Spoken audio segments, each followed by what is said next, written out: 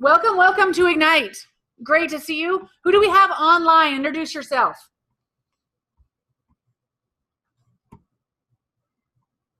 Or not. Quiet, quiet. I'm Sheila from Keller Williams, Realty East Idaho and Idaho Falls. Nice. Great, Sheila. And you're on a team, aren't you? Yes, I am. What team are you on? The Affinity Group. Perfect. How long have you been in real estate? A little over a year. Fantastic. Who else do we have? Brandon. Do I have a Brandon? Brandon? Can you hear me, Brandon? Nope, I can't hear you if you can hear me. Look like you're talking. We're not. All right. Brandon? Brandon? Nope. All right. There we go. Okay, so who else do we have? Brian, introduce yourself. Brian Davis with Murdoch Member Group. Excellent. Perfect. Awesome. How long have you been in real estate, Brian? 2 months. Yes. Fantastic. Welcome, Brian. Brandy, introduce yourself. I'm Brandy. I'm with Caliber Realty. And I've been in real estate 5 years. And this, but yet, the new and exciting news is I am now a buyer's agent. she is moving into official full production. That's awesome. It's exciting. Exciting, exciting. Okay, so you guys, what we're going to start with today on Ignite is first giving you guys a little intro onto what we're doing and where you guys get your resources. So an outline to all of this is every session is going to be Monday, Wednesday, Friday. And you're going to come in, and it normally Ignites 3 hours long, but we have shortened it to 2 hours. The reason is that we're getting to the content, and there's lead gen always involved in Ignite, but what we're doing is we're moving that lead gen to the morning. So I'm here every morning at 9 o'clock, and we script. And we script and role play, and then we do lead gen in this room. So the lead generation part of Ignite, you can come here, and at 10 o'clock, we're going to do accountability. So you can come down with your numbers. In Ignite, the idea is not just to learn. It's to get into production. So I have a pen. No, I need Oh, I have a pen, not a pencil. okay. I'll just use my phone. Okay. And so the idea behind Ignite is to get into production. It isn't just to be, hello, come on in. It isn't just to sit here and learn.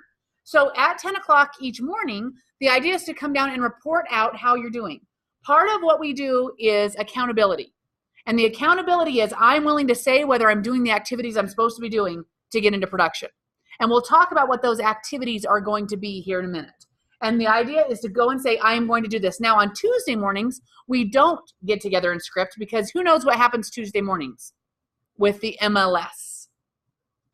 Tour.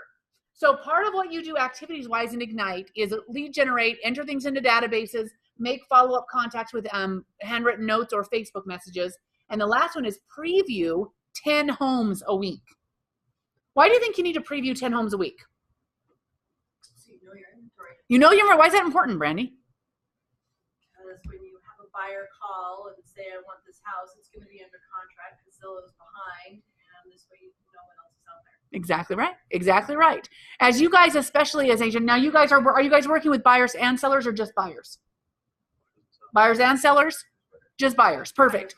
Buyers and sellers. Perfect. So on this, Sheila, buyers and sellers? I don't want to forget online. Otherwise it gets boring for them. Yes. Yes. Okay. So in this, the idea is inventory, number one, helps you know what's out there if when someone says, I want to know about this. Now, if a buyer says, hey, I've looked online and looked at the pictures on Zillow or on hopefully your mobile app that we'll talk about today, and they'll say, it looks really good, let's go see it. And you know that that buyer is never going to buy anything unless it has a fireplace. And that is listed with a fireplace. But you've walked through that house and there's no fireplace in that house. You knowing that will save you time. Also, when you're trying to figure out whether or not how much this house you should make that they're going to make an offer with or price a house for a listing, if you actually are watching the inventory and keeping track of what is out there, you're far more likely to know the pricing right then. A lot of times you guys are going to find out, and CMAs are next week, next Wednesday. Most top agents will tell you, well, I just kind of have a feel about it. There's no right or wrong way to do a CMA or price a house. It's an art, not a science. which means you guys need to get, they say, well, I just kind of know from previous history. Well, as you guys as younger agents, how do you know that then? If it comes from knowing previous history. So you guys have to begin previewing homes and watching that market every day because you're going to need that experience. Does that make sense? Previewing home is super essential for you guys. And the great thing about Tour on Tuesdays, and you get an email from the MLS office and they tell you where they're meeting, which title company they meet, and they meet at 8:45. The reason that's essential, you also want to hear other agents talk about real estate. You could go and preview 10 homes by yourself. You absolutely could. But going and previewing homes and hearing what other agents say about that home in your presence, do you think that could benefit you? Absolutely. Absolutely. So we encourage you to go on tour on Tuesday mornings with the MLS. Okay. So where do you guys find, well, before we begin, let's figure out here on Is it Monday, Wednesday, Friday? Monday, Wednesday, Friday, 11 to 1. Accountability. It's every day but Tuesday. Every day but Tuesday. Yep, every day but Tuesday, because you guys are going to work on getting in the habits of every day doing the activities. Okay, and you'll learn those. We'll talk about the daily 10-4 here in a minute. Then you're going to track those activities on a mobile app so that you can have accountability each morning. How did I do yesterday? How did I do the next day? Because our job is to get you in that habit by the end of this 4 weeks. And those daily activities, I'll tell you what, no matter what agent you talk to, whether they've been in the business 40 years to 2 weeks, the hardest part of real estate is discipline to do the activities every day. But everyone who's been successful will tell you that's what makes you successful. Every single day looking for business. Every single day. That's the key.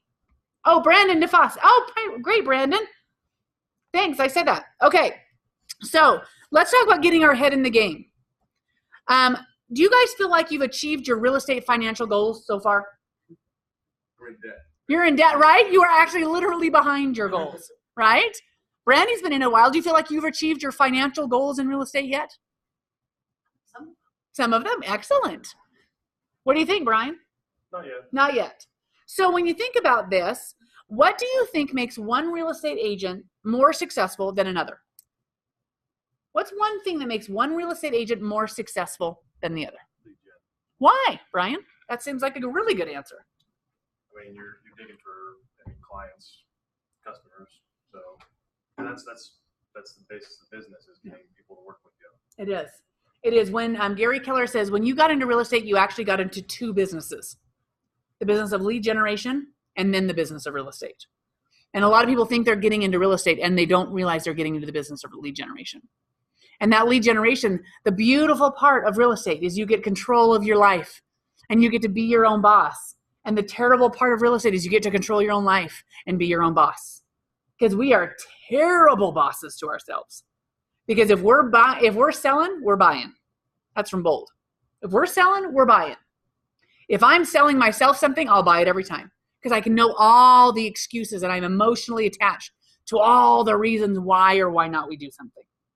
So what we have to do is we have to give ourselves accountability and say, okay, every day, if I was my boss, would I hire myself back yesterday or would I fire myself based on the activities that grew the business? Because you'll be busy every day, all day. And a lot of those activities will never grow your business. Okay? So lead generation is that activity. Why don't all agents do this? Why don't all agents lead generate every day? Because it can be hard and intimidating. Ooh, hard and intimidating. Excellent. What does it mean by hard and intimidating? Well, I mean, the easier route is to not do it. Right? Right? So what do you think is hard about it, you guys? Because that's the first thing you usually say, it's hard. What is hard about it? In your mind. There's no right or wrong answer. I can create a million other things that I would either want to do or think I need to do or that I feel could be more important than. Sure. So we can go in and say the work isn't hard, but what's hard is just getting it started or actually doing. No, just like, well, I've got this CMA to do, and I've got this to do, and I've got that to do, and so I'll just skip lead gen today because I'm going to catch these things up, and then it's tomorrow and the next day. And a lot of times we say, because I have this business, this is important. Gets me a commission. So it's easy to say, I'm going to do this. It says CMA. I'm going to go on a listing appointment. Isn't that the whole reason we're doing this? So this is more important than the lead gen. Our mind, we call it a drunk monkey, is telling us that. Because it's right. That CMA is important, but you've already got the appointment.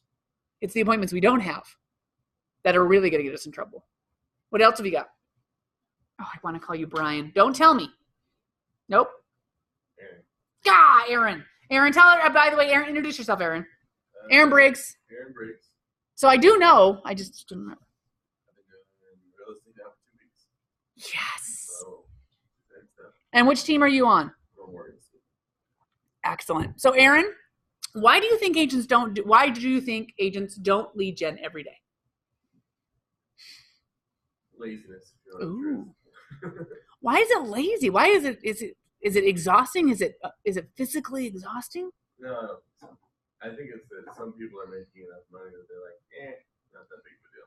I'll do it tomorrow. Yeah, I like I've seen a lot now. Mm-hmm. Excellent. Anything else you guys can think of why we wouldn't do it online? It makes people uncomfortable. Oh, uncomfortable. Why does that? And I think it goes back to what you said, right? You said it's hard and it's exhausting. Why is it uncomfortable, Sheila? Well, because you don't really want to be that salesperson that calls and says, hey, I want to sell your house. And so you get that drunk monkey telling you that they're not going to want to hear from you, even though a lot of them probably do. Yes. Actually, we tell ourselves that we're being salespeople and we're calling and bothering people. Would you guys agree that when you're about to make that contact, is that the first anxiety that comes up? I'm trying to sell them something, and I've got to figure out a way to approach them on sales. No, Brian, what do you think? No, I mean, you use the word anxiety, and that doesn't necessarily describe me because I've done a role of ISA for 3 months, and it was easy. Yeah. Calling people. I have a sales background, so it's just kick down barriers, and it's kind of fun for me. Did you call people you know or people you don't know? Both. Oh, excellent. So. Excellent. But I remember 5, 6, 7 years ago, like first time doing something like that in sales, that was a little uncomfortable. Yeah. But like it's got to a point where it's not though. Yeah. Yeah. And Desensitized. So interesting like that. I love that you said that, Brian. Now at this point, it's no big deal. Why do you think you got there? What do you think that got you to the point like, well, it's no big deal now? Just experience, I guess. Experience. What did you experience that changed your mind about it? That maybe I'm picking up the phone saying I had a little bit of anxiety to get started. What got you over that hump? Well, I mean, one of my employees, maybe about 6 months ago, I remember Jeremy told me, like, when I'm joining the business, he said, I'll have to call my sphere 4 times a year. And that can be weird because, like, I'll call them and, like, oh, hey, I'm in real estate, great. And then call them 3 months ago and say, hey, I'm calling you again. And I feel like in my mind, and the way that I perceive it, they'll be like, well, didn't you just call me like 3 months ago? Yeah. Mm-hmm, But what he told me was they love you and they want you to succeed, so they won't mind taking your call and who cares. Yeah. Like the way that you're looking at it is not the way that they're looking at it at all. Oh my word. It's all just say that again out loud, really loud. The way that I perceive it is not the way that they perceive it. I think, honestly and truly, you guys, there couldn't be a more profound statement than that about lead gen. Because all of us are worried about what they think. And that's why we don't pick up the phone. And in reality, once you start, they love hearing from you. How many of you guys have made a call to a sphere yet? Did they yell at you on the phone? Did they say, why are you calling me? No. You are a jerk. I do not want to be friends with you anymore after this. And yet they went, oh, this is exciting. I'm excited to hear about. So our issue, it was never their issue. It was always ours. I love that. I love that. Brandon, why do you think people don't lead gen? What do you think? I don't know if your microphone's on. I saw your chat.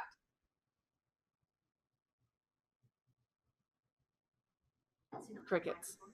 I'm not sure, but he he chatted his name.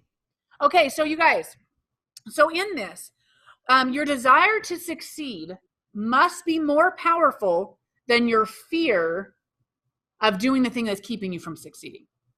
That's the key to this. Your desire to succeed must be greater. Now, this is something that everyone thinks that they have. Everyone thinks their desire is significant. I got into real estate, I had the desire. But when you go and make that first phone call to your sphere, or maybe it's the second phone call to your sphere that you called them 3 months ago, that fear will creep up. That fear of whatever it is, that anxiety will creep up. And your desire to succeed must exceed that, which is why we're going to talk today about tying our desire to that activity. We have to tie those together. We have to think of it as, this is my direct connection to my goal. And my goal has to be something I'm so committed to that the pain of not reaching the goal is greater than the pain of doing what I don't want to do. We have to tie those two together, because every agent will tell you there are just days that phone weighs 1,000 pounds. Or they say, you know what, I'm not going to call, I'm going to do something else. Awesome, great. And they find out door knocking takes 7 hours to do the same amount it would take in 1 hour in the office. And they decide, how do I want to do this? Do I have 7 hours a day to do that as my lead gen? Because some people say, I don't want to call. And that's okay. You'll just find the only reason calling is effective is the time. So you'll decide what you want to do to become successful. And that's okay. And any of those activities are okay. Calling, door knocking, Facebook messaging, whatever you want to do, it's okay. We'll just track the results, and we have to make sure you reach your goals. And you'll just might have to find out you do have to do more or take more time. And as long as you're committed to that, that's okay. Lead generation isn't cold calling. Lead generation is activities driven to drive leads in the door. And whatever that is okay. We just track the results and the ROI, return on investment. Okay. So let's get going. So first of all, I'm going to share the screen with these guys. Where are we going to get our, oh wait, nope. Hold on. There we go. All right, guys, I thought I had this running. Okay. We went through our questions. You're in business. Somebody read this nice and loud for me. You chose Keller Williams as the vehicle to reach your goals. Ignite helps you build the momentum to get you there fast. Okay. So you guys, if you had a choice between getting to your goal slow or fast, which one would you choose? Fast. That's what I would choose. Now, if you aren't choosing fast, that's okay too. I just want to make sure we're committed, knowing that Ignite's goal, everything we do in these activities is designed because most people want to get to their goals faster rather than slower. So these activities will be things to drive you there faster, which means they're going to be more uncomfortable than the slow way. There's going to be more to do than the slow way. Because you can wait and you can do it at your own pace. That's okay. Your just will take longer to get to your goal. Because we're going to teach the activities that work in Ignite. So we're in business. There's no secret to this business, you guys. I always tell everybody, this is not rocket science. I wish it was, but it is not. It is a numbers game. It is simple, and the success factor is one thing: daily lead generation. That is it. And now like I said, your lead generation can be whatever it is. It just must be daily. And you have to make it purposeful and be accountable for that. So when we talk about mindset and attitude, we talk about tying our goals together with the results and the activities. So we have to take a mindset and an attitude. And this all comes from the Millionaire Real Estate Agent. You'll notice at the beginning of the Millionaire Real Estate, the first almost half of the book is all about mindset and attitude. Because top achievers have a mindset and an attitude. And that gets them there. So we have to start with that. So you have to adopt an attitude of contribution. Adopting an attitude of contribution. When we lead generate, we do not call to sell. We call to contribute. We have to adopt that attitude. If you guys think every time that you're trying to sell something, this is going to get hard really fast. So when you pick up that phone, you think, or you knock that door, or you go to the park, whatever you're going to do, how can I contribute to that person is the attitude we must have. What am I doing today to contribute to someone? Contribute to their life, contribute. That will change everything, and your mindset will change when you focus on being of service. So we're going to talk about the 6 personal perspectives. Now, Gary Keller developed the 6 personal perspectives because it takes a certain mindset and attitude to keep at this business every single day and then to excel. So what the difference between those who achieve at the highest level from those who, what is the difference? What differentiates those who achieve at a high level from those who don't seem to achieve much? He studied it, and this is what he found. So the 6 personal perspectives were attitude, mindset, and approach to life were common factors among high achievers. So let's walk through these 6 personal perspectives. Now, they aren't all at the same time. They're steps, and they build on top of each other. So you guys can begin to work on them, and when you're getting to one, then you move to the next. They are steps. The first one is self-mastery. Step 1 in the 6 personal perspectives is commitment to self-mastery. The possession of great knowledge, skills, and habits that make you a master of you. Why do you think we start with self-mastery? Why don't we start up with mastery of lead generation if that's the most important thing? What does self-mastery do for us?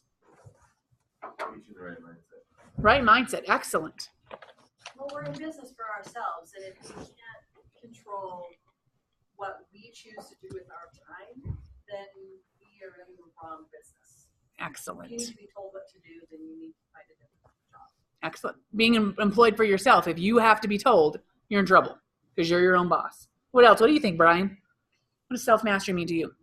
Well, I think recognizing your strengths and somewhat your weaknesses, realizing what you can do more efficiently, and kind of goes along with being your own boss.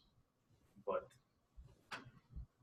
I'm not sure I'm going with this. Yeah, no, I agree with you. I think you're totally on the right track. Yeah. Is in this idea, you guys, there is only one person we can control in this world. Who do you think that is? It's not your husband. That's what I thought for a long time. No, who is it, Aaron? No. It's yourself. So the only person we can control, the only person that can get us to doing it is us. So who do you think we should focus on working on? Us. And we focus on the activities and the mindset and the training. We have to focus on committing to mastering ourselves and being the best boss of ourselves. So committing to self-mastery is number 1, know your goals. Know where you want to go. Because if you don't know where you're gonna go, you'll never know if you're gonna get there and if you're on track. So know your goals. We're gonna put those on paper today. Know your strengths and weaknesses. A lot of people say, I want to know my strengths and weaknesses and I'm gonna work on my weaknesses. I want you to flip that on your mind. I want to know your strengths and weaknesses because I want you to yoke your strengths. I want you to say, this is what I'm good at, and I'm going to focus on being unbelievably good at that. Because in real estate, mastery comes from, it's a shattergun idea. It doesn't work nearly as well as laser focus. So find out what you're good at. There is a way to make money at whatever you're good at. And in real estate, because there's such a broad opportunity, what you're good at and what your strength is, you can make money that in real estate. Just get laser focused on it. And don't worry so much about your weaknesses because they don't make a lot of money for you, but your strengths will. And the last one is know how to work both your strengths and your weaknesses and seek to master necessary knowledge, skills, and habits to reach your goals. I will tell you, habits will change your business. Developing the right habits. So Brian, when you were, when you were working on the phones, was it a habit to call every day? Because that was your job? Well, yeah, I mean, 9 to 6, I was making phone calls. Do you feel like if you don't make phone calls, it feels weird? Yeah, so I've done blocking on my calendar, so every morning now, 9 to 12, I'm still making those phone calls. Does it make it seem easy now that it's 9 to 12 instead of 9 to 6? Yeah, so it's less time. And yeah. Still get something out of it. So in that, you guys, if your lead generation becomes your habit, you will be uncomfortable if you don't do it during the day. I was speaking with Dave Nelson, and he talks a lot about where his business is at. And he's been, in the past year, doubled his business. In the last 2 years, doubled each year. So in that, and I said, what is it? He said, now I'm now in the habit of lead generation. He said, so I'm not doing it. I'm uncomfortable. Like I feel like I'm missing, and I want to get to it and get it done because it's eating at me every day because it's a habit. If any of you guys worker outers, I know Brandy, worker outers, gym. What's the word for it? Worker outers, gym rats, or have you ever gotten in the habit? If you work out, and if you're a worker outer, there's no real word for that. Then gym goer.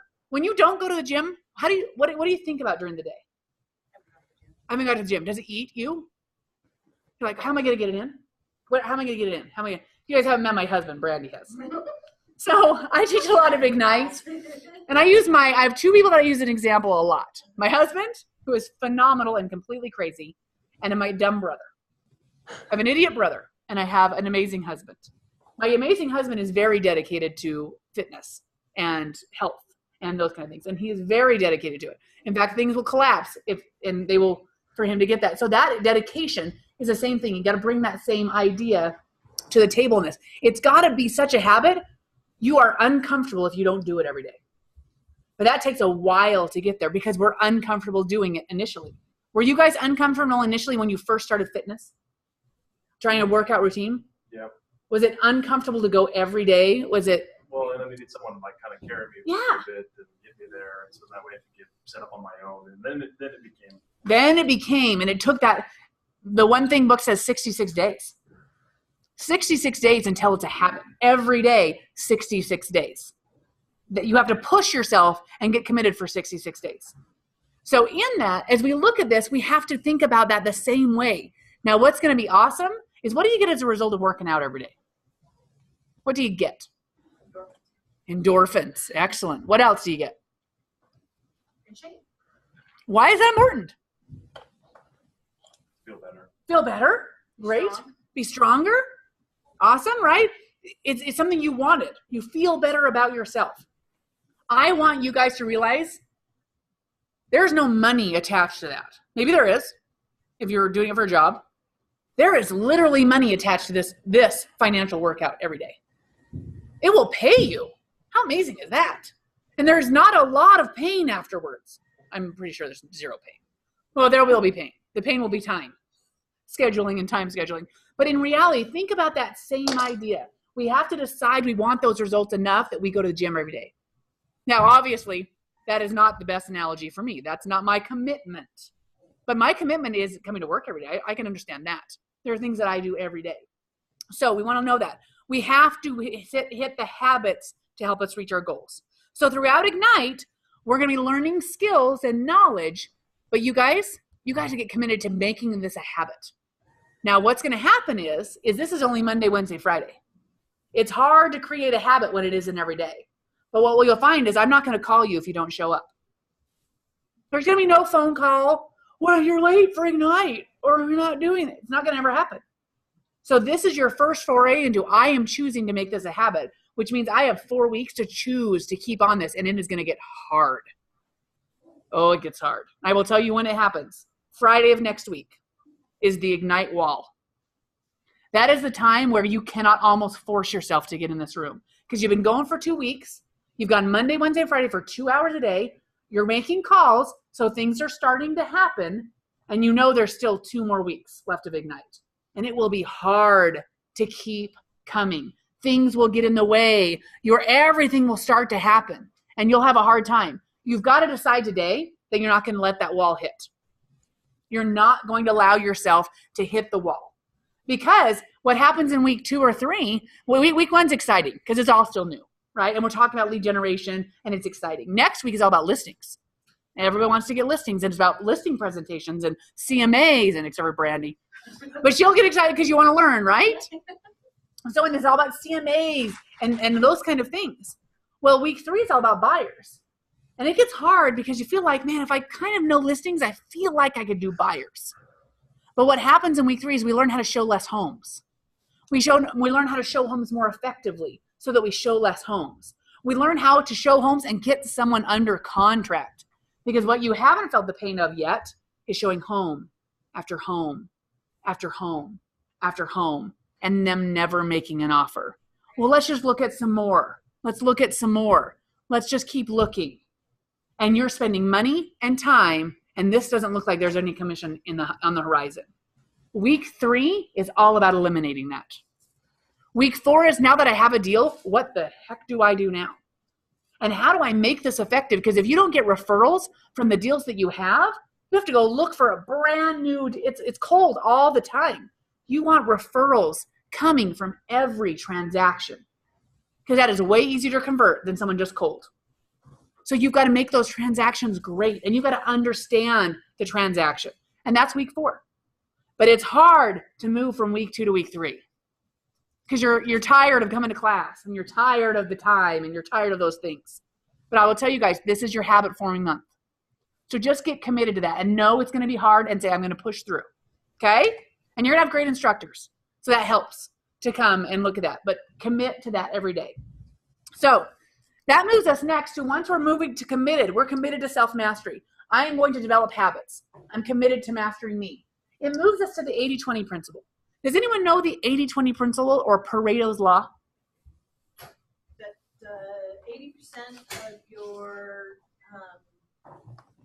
money-making activities come from about 20%, should come from about 20% of what you... Exactly right. I can't. Exactly right. That's what I Exactly right. 20% of your activities will give you 80% of your results. 20% of your activities will give you 80% of your results. Pareto studied this. He found it out. It started with pea pods in his garden. He's like, wait a minute. And he started looking, he was like, how come only 20% of my plants give me most of my yield? And he looked at that, and it actually happens everywhere. And you'll start to watch this in your life. You'll find out 20% of the things you're doing during the day are actually the things that actually get something accomplished. But it will happen everywhere. So we have to determine in our business, what is our 20? What are the activities in our business that give us the most results? Because we can do anything. We're going to be busy all the time. There are always things to do. We have to determine what are the 20 and what are the 80. 80 still has to be done, but they don't get us the results the 20 does. We also call this in Keller Williams your big rocks. Does anyone know the big rock story? All right, there was a professor, and the professor had a big glass jar, and he set it in the front of the class. And he said, is this jar full? Big glass jar. What do you guys think he said? What? Yeah. The glass jar is full? The big empty glass jar. Is it full? Oh. Yeah, it's full of air. Full of air, right? Oh, sure, it's full of air. But it looked empty to everybody. So he took a bunch of big rocks, and he put them in the jar and filled it all the way to the top. And he said, okay, so now you're imagining the jar. Is it full? All the way to the top? Yes. So he said, oh, okay, it's full. Great. So guess what he took? He took some smaller rocks, and he poured them over the bigger rocks. And what do you think they did? They filled up the space in between. And he said he filled it all the way to the top. He said, okay, do you think that's full now? Yes, it's full. Then he took some sand, and he poured the sand over those. What do you think happened to the sand? It filled all the spaces all the way to the top. Is it full now? Yes. Then he took water, and he poured the water in all the way to the top. And he says, okay, is it now full? Yes. Now we couldn't get anything else in, right? He said the key to that is if you didn't put your big rocks in first, if you filled it with the water, the smallest thing first, could you have fit your big rocks in? No. So your business, your big rocks are your 20%. You have to put them in your schedule first. And guess what? Everything else seems to also fit around your big rocks. But if you fill everything with the small stuff, the big rocks never get in. Because your day can absolutely. The what? Are there any single agents here in this group? Brandon DeFoss is a single agent, I believe, online. So is he using, because this is totally a plug for TC then. Sure. Because that's one of the things that transactions take up. Exactly is your right. Time. Yep. And then all of your time blocking. Because if you're on a team, then you've got somebody usually who will take over some of those pieces for you. But the scheduling and handing over the paperwork, because that can be a massive time suck. Yep. And it must be done. And it has to be done. But it's an And it 80%er. compliant. Yep, But exactly right. if you can shift that off, it is Yep. worth every penny. Well, I commend all of you guys as you look at a team. I'm very team friendly. In the aspect of being on a team, you're giving a portion of your commission to the team, but I will tell you, you'll give that portion, that commission, to the team no matter if you're a single agent or not. Because you have to pay someone to do all of that, and sometimes it's you. But I will tell you, you don't want to make $12 an hour. You don't want to make the transaction coordinator for the office is $200 per transaction. You're earning that pay by doing that work. Your hourly wage becomes that. And if it takes up all your time, you're not going out and working on we find out is about a $200 an hour job, maybe even $300. You can make $300 an hour by finding new business. If you leverage off and pay someone to do the part that's the $12 to $15 an hour job. Okay, but that's exactly right. So we have to put our big rocks in. So if we think about what our big rocks in business are, the activities that are the most results-oriented activities, what do you think they are? What? Lead generation. That's the biggest rock. Drop it right in the middle, right? We must have that in. So when we put it in our business, how does that manifest itself? If we put it in, what do we have to do to put it in our business? Put it in your calendar. Make sure it's there every day so you don't forget about it. Exactly right. We have to then run our business by a calendar, and we'll talk about that today. And we have to time block that every day. Every day I have 2 hours, 9 to 11, on my calendar, purpled out. And if I go to set an appointment, it has to go over top that. And I know I'm taking away from my lead gen. I know I'm doing it. I'm visually seeing that on my calendar. So I run my life by that calendar. So we're going to talk about that. That's excellent. What else? What else are your big rocks in your business? The most effective things. You learn this in bold. Your listing and buyer Appointments. So number one, that's not going to work. Your first job is lead generation. Lead generation. So your second big rock, or as Bold says, your second job, is actually lead follow-up. Because I will tell you, you'll find out, you'll make calls or door knock or give your cards out, and then what will drop is that you never follow up with them. You don't make the second call or the third call or the fourth call. And a big agent that came and taught to us last year, Tim Heil, he said, you want to know what when the true conversion is? And we've tracked this. I think he's on track to do 500 or 600 units. The seventh contact. The seventh contact is when they convert. If we don't make the seventh contact, our numbers drop dramatically in number of units. Because some people are just not ready. They're just not ready, or they don't, whatever it is, or you give, and agents give up because they're more about the lead generation than the lead follow-up. Ben Kinney, a huge agent out of Bellingham, Washington, will tell you, you make a commission by lead generation. You get rich by lead follow-up. You make a commission by lead generation. You get rich in lead follow-up. Because you'll do what no other agent will do, and that's follow-up 7 times. Okay? So that's your big rock. When you lead generate, and then there's a section for lead follow-up. Never drop a lead. If you get a lead and someone raises their hand, darn well convert and follow up until they do. They said yes. You're the one that dropped the ball, not them, if they said yes to you. Number 3, Randy was right, appointments. We must go on appointments to get contracts. We must go on appointments. Now, what's interesting about this when we talk about our schedules is we can schedule when these are. Now, listings are far easier to schedule than buyers. And the worse we are at showing houses, the more time appointments take for buyers. But do you get paid the same amount of money for a listing and a buyer? Generally? Essentially, yes. Generally, you make the same commission. It's generally 3 and 3. Now, of course, that's up to you negotiating what you want. But you generally make 3% for a listing and 3% for a buyer. So the more time you spend on appointments with buyers, the less money you actually make. I want you to think about that. The more time you spend, the less you make. Because if you think about it in an hourly wage. Right? So appointments are super important. The 4th job. Anybody know? Negotiate contracts. Negotiate contracts. Your job is to negotiate for your client. That is actually what you make your commission for, is the negotiation to get them the most of what they want. Okay? And the last one is script and role play.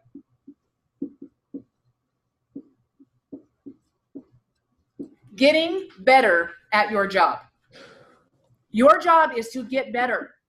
Because if I'm on lead generation and I stink at my scripts, I have to make more calls, which means I have to spend more time in lead generation. If I do lead follow-up and I stink at my scripts and what to say, then I have to do more follow-up or I lose the deal. If I stink at script and role play in an appointment, they don't list with me, they list with someone else. If I stink at negotiation, do I get the best deal for my buyer or seller, or does the other guy get it? Right? We cannot forget about this. Script and role play is getting better at your job. And this is the thing everyone skips as well, is the lead generation. Because we feel dumb. I don't want a script. I don't want to say those things. I want it to say, I want it to be my opinions and my voice and what I want to say. The drawback to that is yours doesn't work. Somebody else's does. We can say all we want, but ours doesn't work. So we have to get better and learn what to say that works. Okay? So these are our big rocks in real estate. Now, guess what else you have to add down here? Family, vacations, and me time. If you get busy in real estate, do you think you fit these in? Do you think these are some of the first things to go? The me time is. Yep. You will not go on a vacation because you're making money so you can go on vacation. You'll say, oh, no, I'm making money so we can go on vacations, but then you never go. Or when you go, you're never present. You're on your phone the entire time. When you're with your family, you're answering your phone the entire time. Or guess what? A showing comes up and a buyer comes up and you say, I know, I promised to take us to the water park. But guess what? I have a buyer and they got to see a house right now. And you know that commission is tied to that buyer, right? So do you think you give the water park up that you can say, we'll go next week? We do. That's a benefit to a team. It is a huge benefit to a team. In this, you guys, these have to be your big rocks too. They've got to be in your schedule at the beginning. You have to put your vacations in before you put all the appointments. They'll never fit in afterwards. Never, never, never, never, never.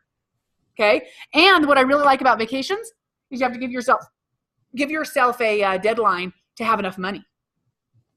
Give yourself this as part of your goal.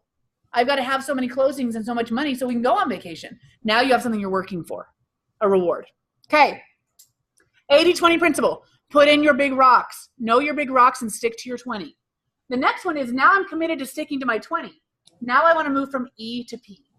Moving from entrepreneurial to purposeful.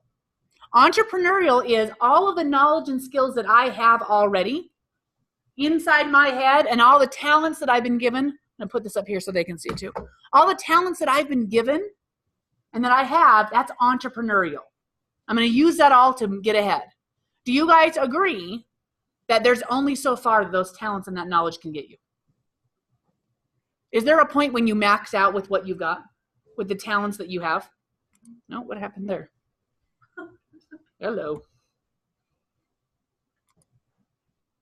Whoop. There we go. It's with anything. There's a certain point where what you've got gets you only this far. So what happens if you want more than that? What do you have to do? If your talents will get you this far, what do you have to do if you want to go that far? Leverage. Leverage. Look at you guys. What kind of leverage? Transaction coordinating. Sure. What if it's one of your rocks? What if all of your skills and knowledge can get you so far with your big rocks? Because these are your 20, right? First of all, getting rid of your 80 is a great way to do. Leverage your 80. Now we're in our 20. Your natural talents get you this far, and I want to go to here. What do you have to do? Well, you're really good at, I'm sorry. Nope. You're really good at actually closing the deal and being on the appointments, but getting to the appointment, then you can leverage to an ISA. Sure. Someone who has that talent. What about being on the appointment? What if you can't leverage the activity? Brian? I'm sorry, I missed kind of what you're saying. Yeah. If you can't leverage it, this is something you have to do. What if it's your 20? You have to do it. If you can't leverage it, then you have to go to it or you miss out. Okay, so what if you're getting this far? What if you're doing all you can do and you're doing 50 transactions, but you want to do 100? Well, so this is actually just what happened to me. Mm-hmm.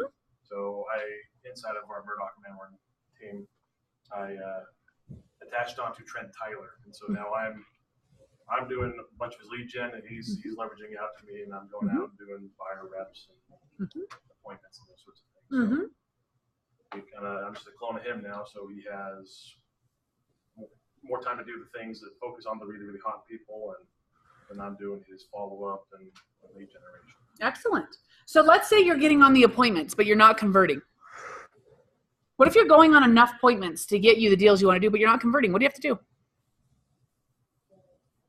You might just call all those people back and ask why they didn't choose you. Okay, and when you find out, what do? Then you have to script a role. Oh, now we're on track. What are you doing when you're scripting and role playing? What are you trying to accomplish? I'm trying to anticipate objections.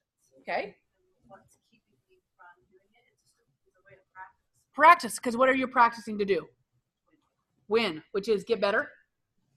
Do you agree that if you want different results, you have to change?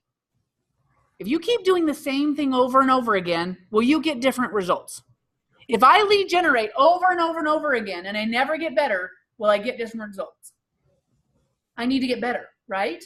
And of course, time on task over time gets me better, but what I'm doing is I'm changing. I'm learning and changing. Moving from E to P means I'm going from entrepreneurial, what I already have, and if I want to be purposeful, I have to change, and I have to learn a new skill. I have to take a new class. I have to leverage. I have to do something different, but I'm doing it with purpose. I want to go from 50 transactions to 100. So on purpose, I'm making this change.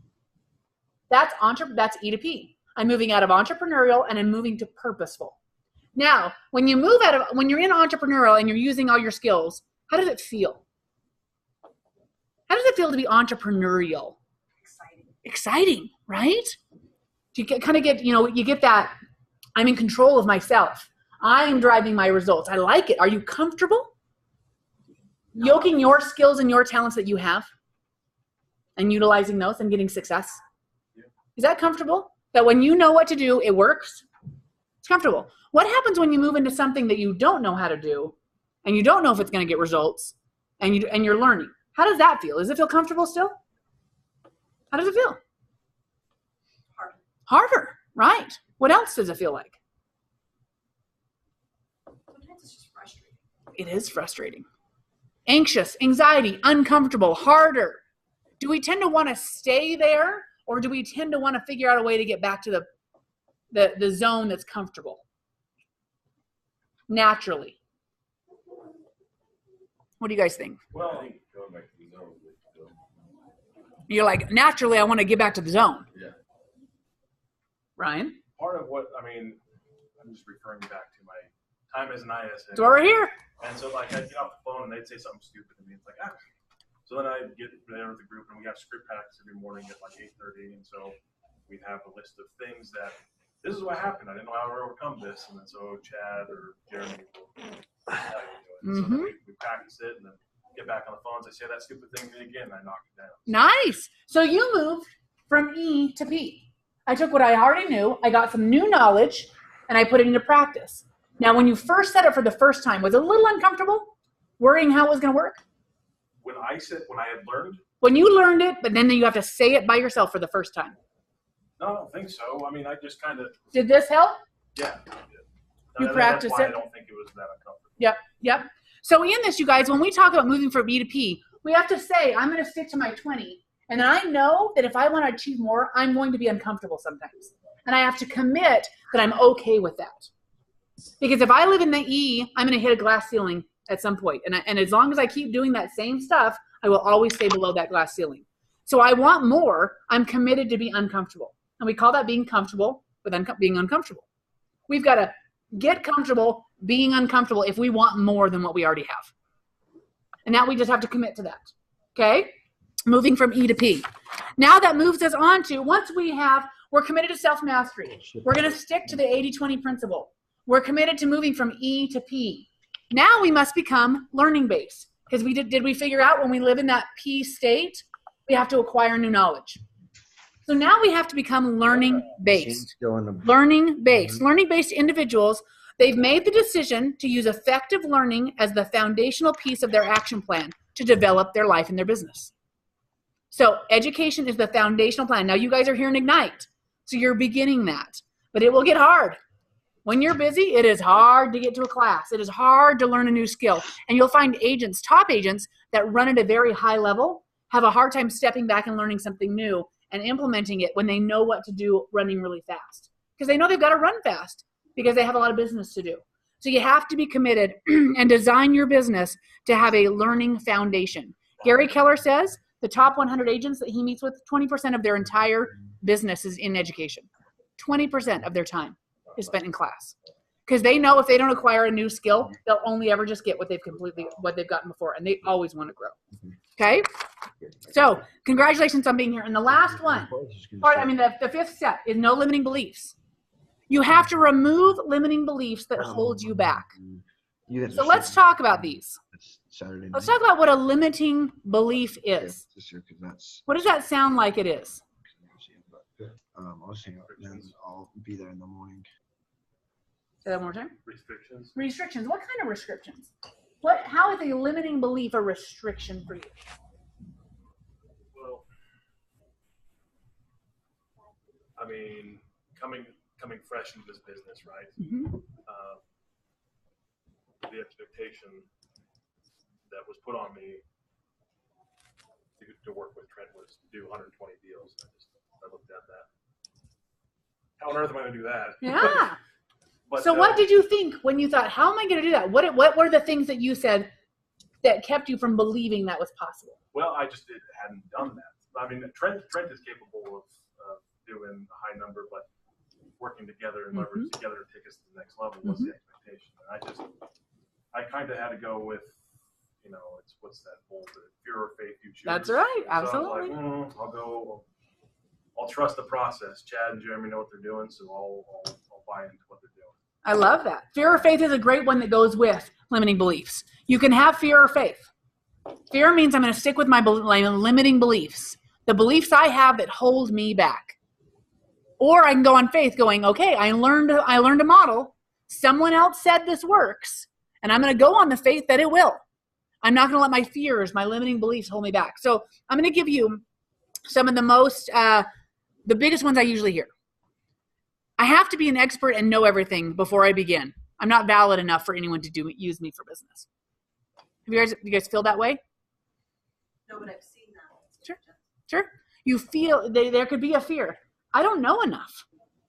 So I'm going to learn more and then I'll begin. That's a limiting belief because every agent is new at some point. And the ones that are still in the business, they were new and they didn't know anything. And how did they get going? It wasn't because they waited. It's because they dove in. I don't think I can achieve my profit goal this year. I'm just new. I'm just starting. So I don't think I can achieve my goal this year. Do you believe that's a limiting belief? Yeah. Because I can tell you at least 5 agents that made 6 figures their first year. And I will tell you the number one reason they did. They don't believe that they didn't believe they couldn't. The agents that didn't make their goals are the ones that told themselves they could not. And when the activities came up, they justified not doing what they needed to do because they were new. I'm still new this year, so I can't expect that much. So I'm going to do it. And they just gave themselves an excuse to get out of this. Whether you can or can't, you're right. That might be a bold law. That's right. Because I'm in the business will just come to me naturally. Because I have a license, my friends and family will just call me. I don't have to lead generate them. It will just ring. That's the beauty of having a license. Brandy, how does that work? That does not work. So now I'm going to tell you my first story about my idiot brother. This is the first of many. So the story of my idiot brother is that he lives in Rigby. And he's my younger brother. He's 3 years younger than me. And I went to his house one day. And there was a for sale sign in the yard from ERA. And I said, what is that? And they're like, oh, well, we're selling your house. I said, you know that I run Keller Williams and my husband is a licensed real estate agent. Oh, yeah. No, yeah. Well, we were at church and Kip Archibald was in the hall. And I just asked him what he thought about the market, and he's like, well, why don't I come over and do a CMA for your house and we'll get it on the market. And so I just said, yes. Well, guess what? I'm sitting there thinking, what is the matter with you? And then I realized it's not them. Guess who it was? Me. I never lead generated my brother. I never asked for his business. I never said, hey, do you guys ever need to sell? Would you let me know? I'd love to help you. I expected that because I had a license and I ran Keller Williams, he would call me. My limiting belief kept me from selling that house. And now every time you for sale by owners' house, well, that's a whole nother story. So that's another idiot brother story that we'll go through. So the limiting beliefs, you guys, we have to counter them. We have to know they're going to come up because they're trying to keep us in E. Usually our limiting beliefs is telling us to get us more comfortable. Don't do that. You'll be uncomfortable. Do this. Or you can't do that because of this and that. So we've got to move past that. Once we decide we're going to remove our limiting beliefs and we're going to have no limiting beliefs, we move. The final step is accountability. Now, this is the final step because this is actually the hardest thing to do. This is the hardest thing to do. And I didn't think it was that hard until you start to really go through and get into business. And being accountable means everything in my life and my business is a result of my choices and my actions. Everything. I am successful or not successful because of me. Now, why is that hard? Because that seems like it's completely reasonable. But why is that hard once you get started? Sometimes you want to justify things. Like what? That's exactly right, Brian. What kind of things would we justify in our business? I'm at a loss. I'm not sure. Anybody else can think of what you justify in your business? Generation. Lead generation. Yeah. How do you justify not lead generating? Well, as you said earlier, I'm going to take care of this instead. Right. I got a CMA to do. I don't have any lead generation today. I got to get ready for my open house at 3:00. Right? Or, oh, you know what? I had an open house and nobody came. Oh, this was a bad day to do an open house. No, I chose a bad property. Or no, this property is done. Whatever it is, right? Instead, what would we say to be accountable to that? Did I advertise enough? Did I tell enough people? Yep. Did I send out emails? Yep. Did I call and invite people? Yep. In my open house, what did I do that didn't get me the results in my open house? On lead generation. What am I doing that's not getting me results? I'm not lead generating. I am putting my 80% before my 20%. What about if a seller fires you and you've done everything you can do? How do you be accountable to that? Seller says, that's it. You're the worst realtor ever. How are you accountable for that? Because they were probably jerks. They probably had higher expectations than you can fulfill. So how are you accountable to that?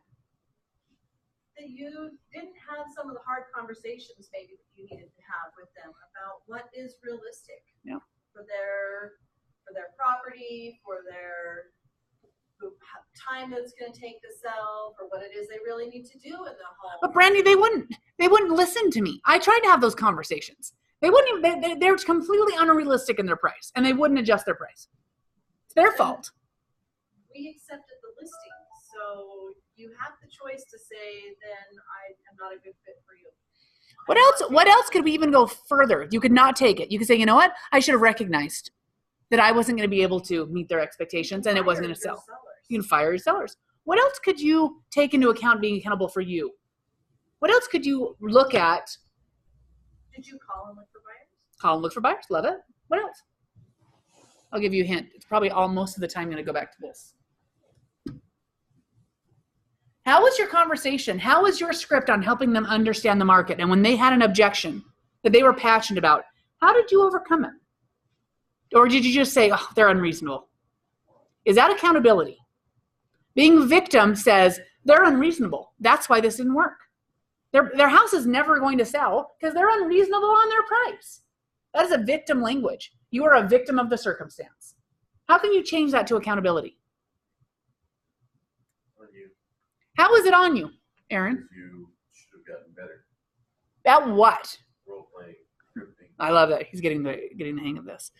If you don't know how to help them see what the market says and help them understand that their house will not sell, then you need script and role play. You are accountable for not helping them. You didn't help them.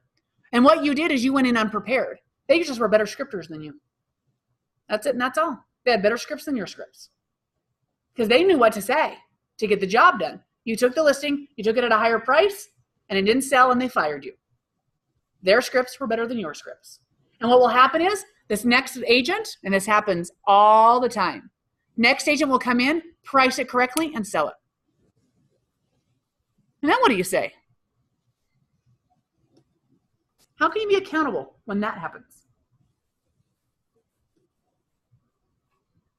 Because you just listed it. You listed it. They would never move it down. You had the conversation over and over with them.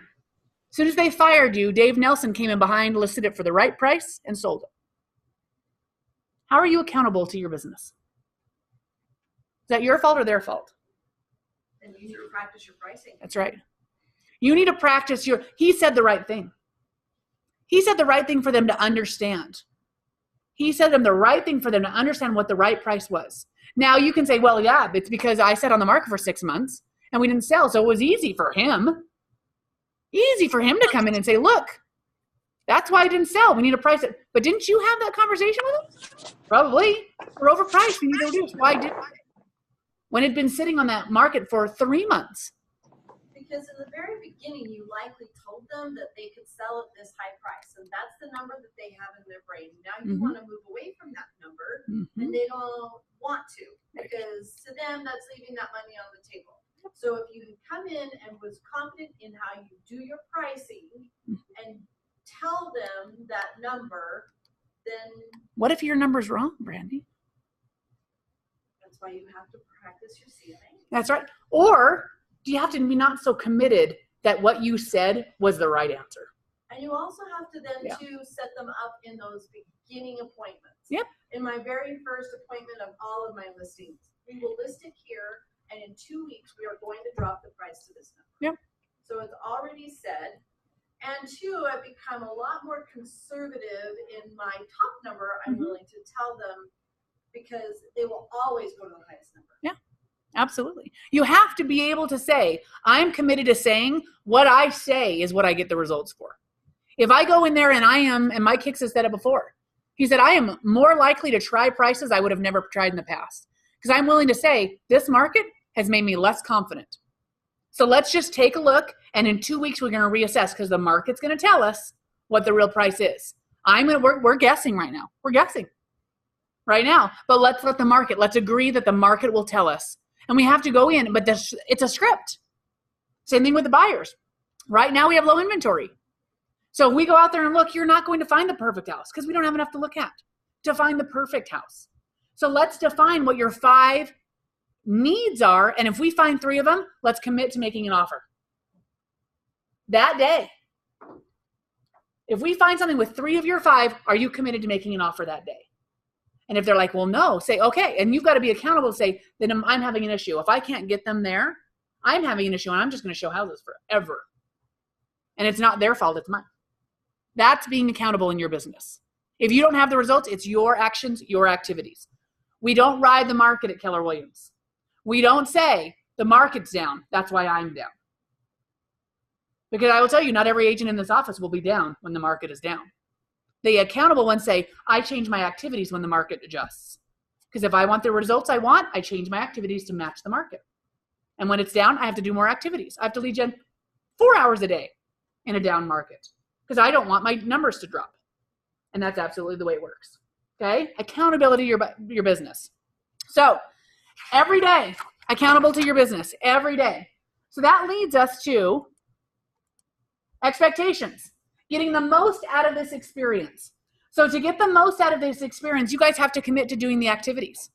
This is no different than your business. And I will tell you, you will be busier in the next 4 weeks than you know what to do with, because there's a lot to do in Ignite. And all the activities are leading you to results. So commit to those activities. So every Monday, Wednesday, Friday, you have a session 1 through session 12. On the opposite days, Tuesday, Thursday, Saturdays, you have a mission to accomplish. And you find those missions in KW Connect. But there's videos to watch. There's activities to do. There's worksheets to work out. There's things to do that are going to commit you to doing activities that generate business. So let's talk about where we find those. On your KW Connect. So when you guys are on My KW homepage, does everyone have access to their My KW homepage? Aaron, yes? Randy, yes? Okay, so from your My KW homepage, oh, hold on. Brandon, do you have access to your My KW homepage?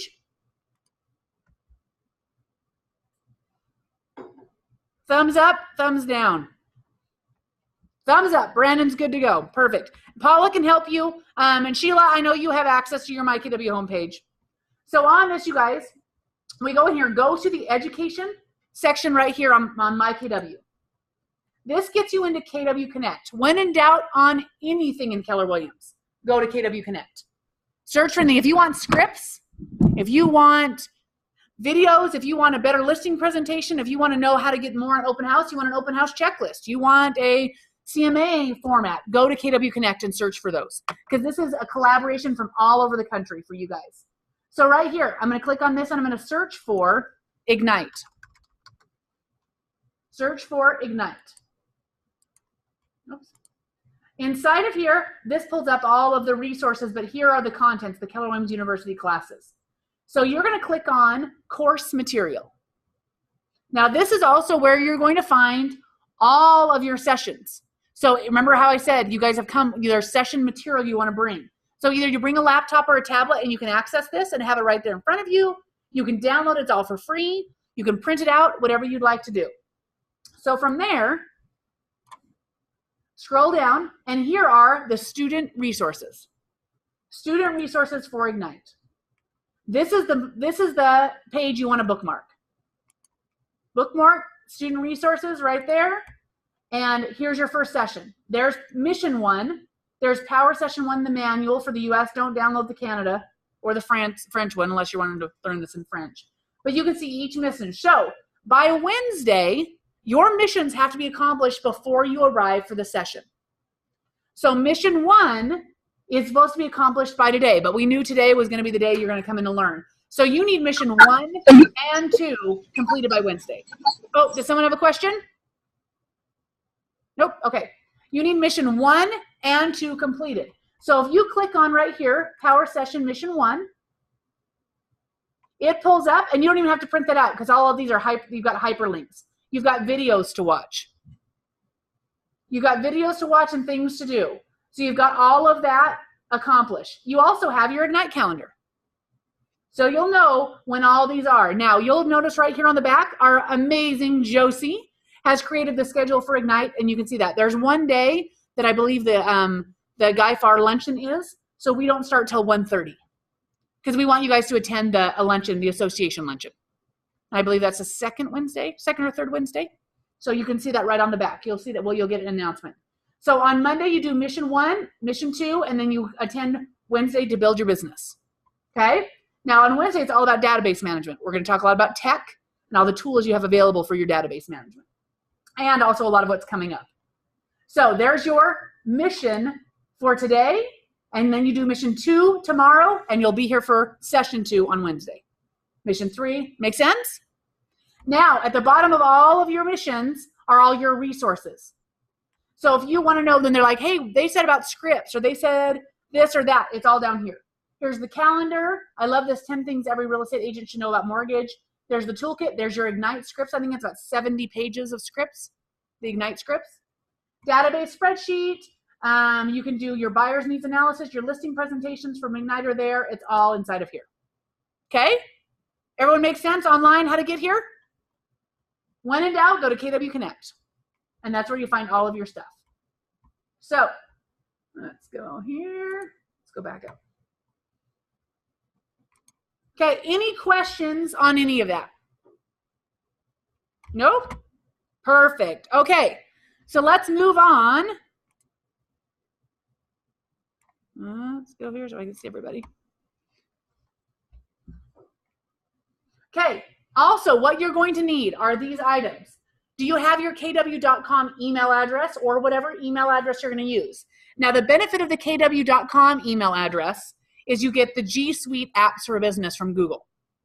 That is free to you at Keller Williams. So you get a Google Place, you get more storage on your Google Drive, you get some more access to things with kw.com's email address. Google Suites for Business, I think, is $30 a month, and you get it free with Keller Williams. And it's called the G Suite products. Also, you guys are going to want to bring note cards. Now, here's the caveat. I teach Ignite the new way. Don't tell anybody that's how I teach it. Note cards, your daily 10 for your activities, it should be 10 note cards, handwritten note cards a day, thank you notes to people that you've contacted. Now, I think it's a great way to do it. Note cards are different.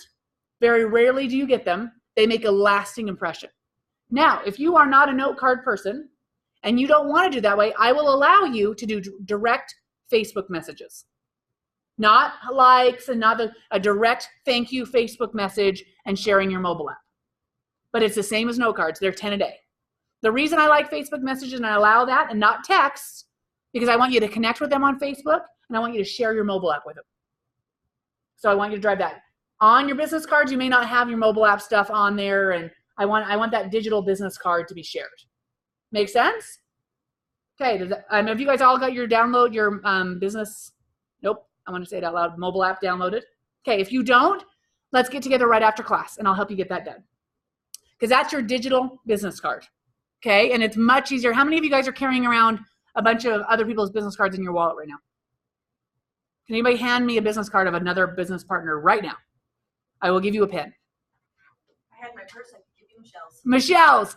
So if you guys are handing out business cards, is someone carrying yours around? They're not. No one's carrying your business cards around either. You guys have got to get in the habit of sharing your digital business card, because they will. How many of you guys have your phones right now? Right now, if you had your app, that's your digital business card. You would be carrying someone's business card around. Okay? That's the idea. KW Connect, we all saw where the Ignite page is on KW Connect. So all of those things should be there available. Okay, let's talk about your big why. When we talked about before, that idea of you guys being able to tie your results to your goals. You have to tie your goals to your activities. The reason is if you do not, those activities will get hard and you won't do them. So we want time together. So what is your big why? I want you guys to think about this. Your big why is not just a goal. Your big why is what you're passionate about. I want you guys to think about right now in your mind, what are you passionate about? Not talking about work, in life. What are you passionate about? What stirs your soul? What emotionally moves you in your life? What can get a reaction out of you that creates elation or brings you to tears or creates something in your life that is an emotional reaction? I want you to think of that right now, because sometimes for some of us that's harder. I'm not a real emotional person. But there are things that stir my soul. They're not work related, but there's something. How can you provide for that? Whatever you're passionate about. How many of you have something that you're passionate about that costs zero money or it does not need any support in any way? That you could be a man that lives on the top of, Mount Everest with no money and it would happen. Does anybody have that? Or is your passion tied to needing support? Is there something you need? A lot of times, is there money that needs to support that? If it's your family, do you need monetary support for your family, for that to be there? Is it a goal? Is it a something? I want you to think about what you need to provide for that passion to be supported. What do you have to have? Then how much does that need to be? How much do you need to support that passion? Now, maybe your passion is surfing, right? Your passion is surfing. So what do you need to support surfing? If your passion is surfing. Just a surfboard. A surfboard. So what do you need to have a surfboard? Money. Is the only thing. If you had an old surfboard, you're good to go. Is there anything else you need? Live near a beach. You need to live near a beach, which means you either need to have a job that's near the beach, but then you don't have time for surfing. So you need enough money if you want to surf, right? That you don't have to have a job. Or there's enough time, right? Are there supplies along with surfing? I assume very little, probably. The only thing I know, I shouldn't use this as an example because I don't know enough about it. You need wax, right? Right. You need a bathing suit. You need that thing that hooks it to your leg. If your surfboard breaks, you need to have another one. Some people have multiple surfboards for different situations. If you don't want to keep surfing the same beach, you have to travel to a different beach to surf where you want.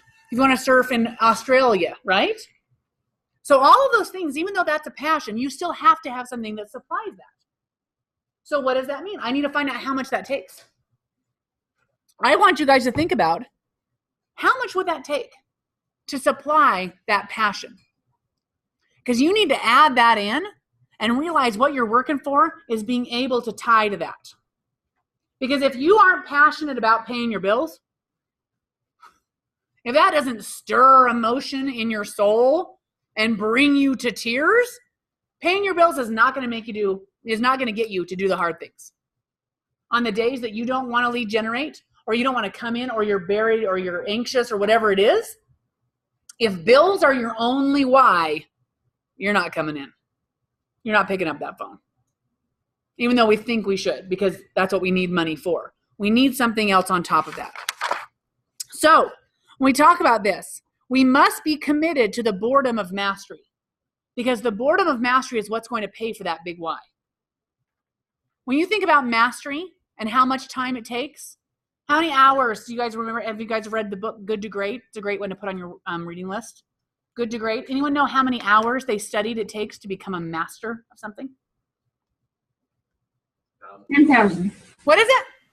10,000. 10,000 hours. 10,000 hours to become a master of something. I don't know if Bruce Lee came up with that. He was involved in that somehow. Anyway, that idea. If you do something for 10,000 hours, you guys, will it get a little monotonous? 10,000 hours? It's a lot. It's a lot, and it's the same thing over. And have you guys ever tried to master something? Right? How many of you guys stopped when you got good at it, but never really got great at it? I'll tell you, that's how I usually roll.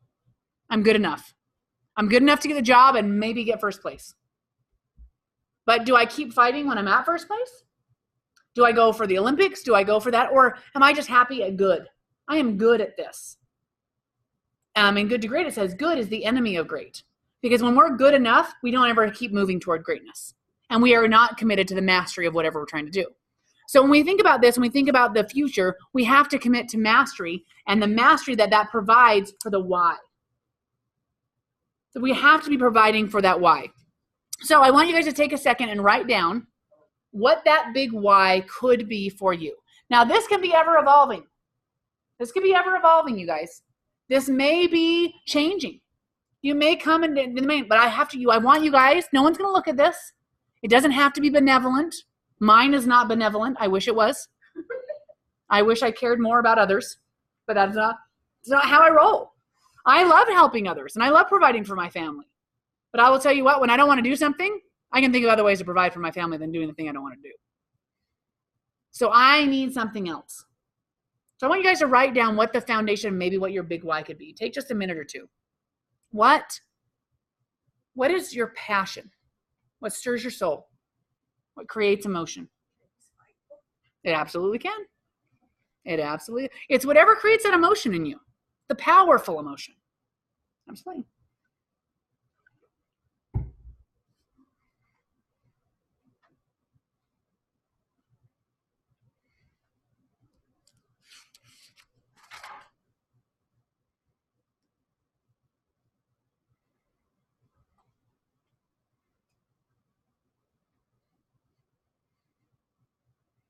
Now, what I would like you to share, how would you feel if you achieved that? What does that do for you? If you looked at that big why and you achieved it and you got it or did it, what does that do for you? How does it make you feel?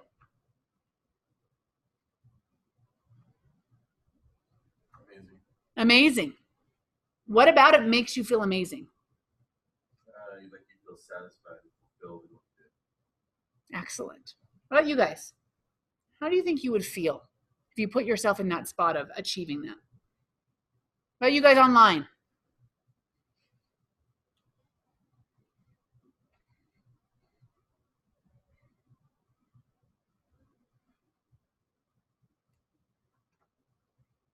And if it isn't powerful enough, I want you guys to have that as homework. If you can put yourself in that moment and you say, I own a beach house and I'm surfing every day. And that sounds great, but there's no emotion that's driven, that is bubbling up as a result of that. If I see that in my mind, I need a different big why. It's not powerful enough. Now I'll tell you, I'll share with mine. I'm always transparent. My big why is recognition. I like to be recognized. I don't want to just be the best. I want other people to see that I'm the best and I beat somebody else. Like I said, not benevolent. But I know that if I am driving to be on stage and be recognized for what I did, I'll do things I wouldn't normally be willing to do. I just know that about myself. I've been an athlete my whole life, and when we win, that's great. But when I win the state championship, that is what it was. When I got a medal in track and I got to stand there and they announced my name, that was a driver. That was a driver for me. It created emotion inside of me. And I know that I achieved a lot to get there. You know, when I'm here and I achieve something and I'm on a stage and I get the award and I'm number one, I know that I got paid along the way. But it wasn't the money that really got me excited. It was that I got to be number one and my name was on that board. So I know that about myself. So I strive for that. So I give myself things that I'm going to do things to get me there. Okay? So again, not always benevolent. You need to dig deep and get really underneath the surface and find out, when I think about doing something, what creates that emotion. And I want to drive towards that and know that what of my activities can get me to that point. Okay? Now, I want you guys to think about really quick, we're going to talk about our goals really fast. So everybody grab their phones. I want you to, does everyone have their passwords for their phones? I want you guys to download an app. So open up your app store. I want you to download the One Login app, O-N-E Login. And it's all one word, and it might even say One Login Mobile. It's a black circle with a white number 1 in the middle. Zach and Brandon, let me know if you need any help. Go to your app store. One Login.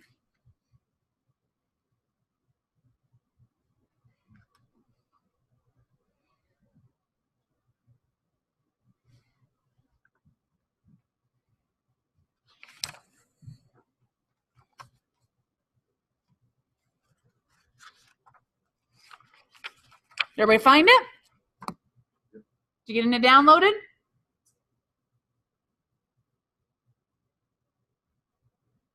Brian, how about you? Yeah. Got it? Zach, Brandon online? Brandy, did you find it? You already had it? Perfect. Okay, I want you to sign in. Open that app up and sign in. You're going to have to sign in with your MyKW username and password.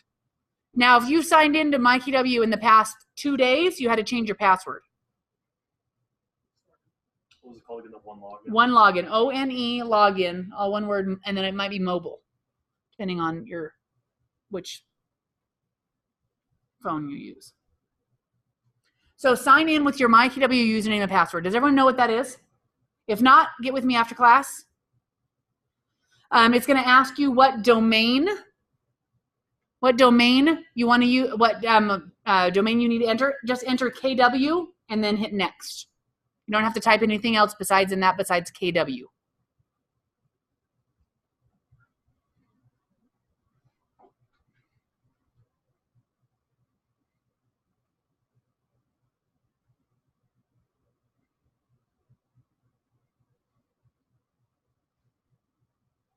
Let me know when you got there.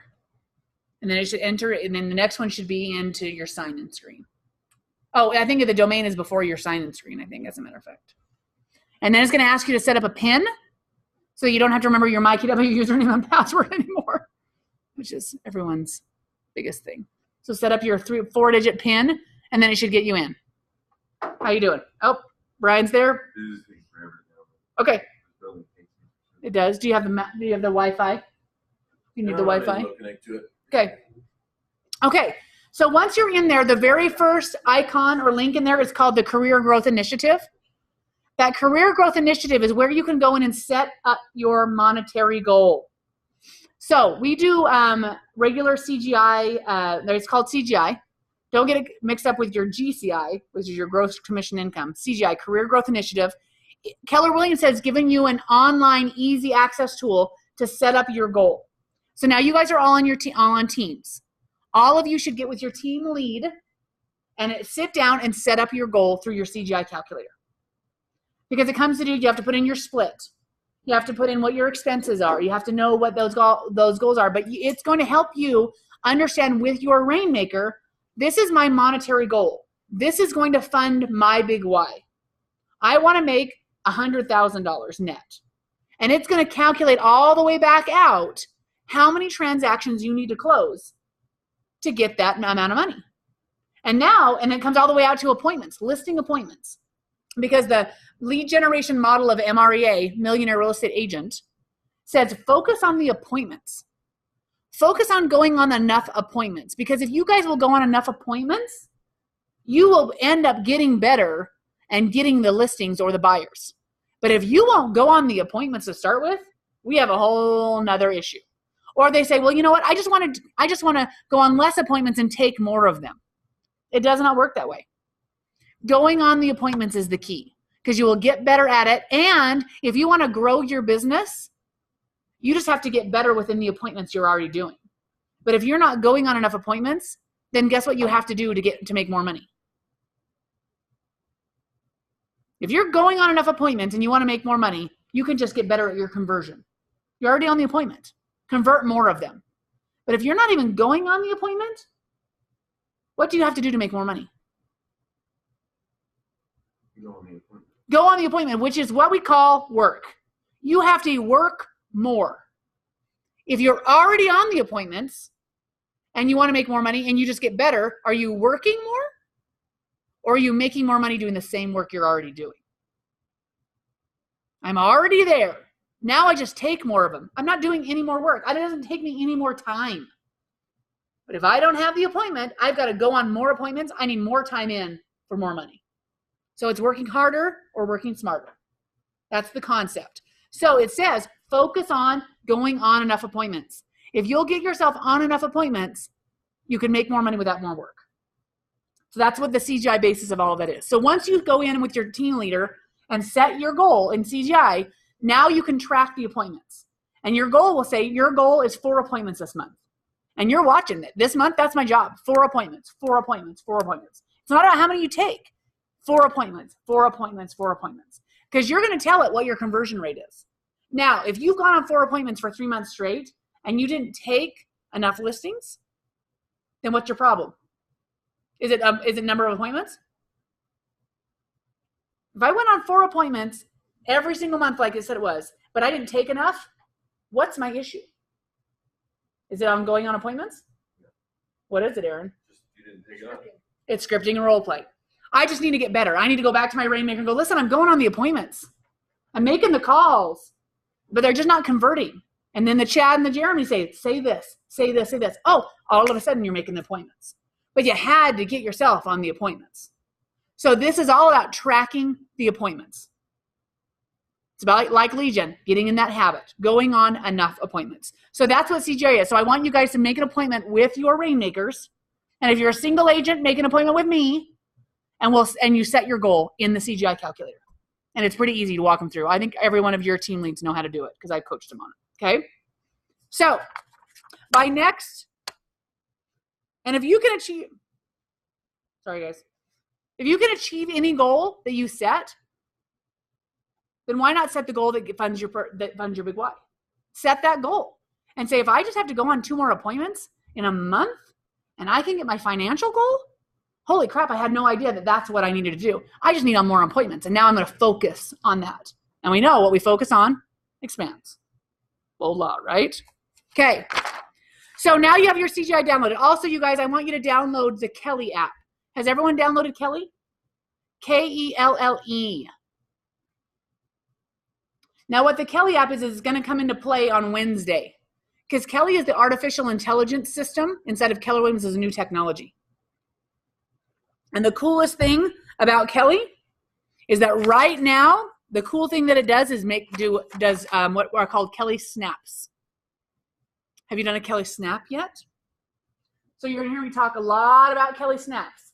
Because what it does is Keller Williams is gathering data from other places and is allowing you basically to have a market snapshot right at your fingertips, which is a mini CMA.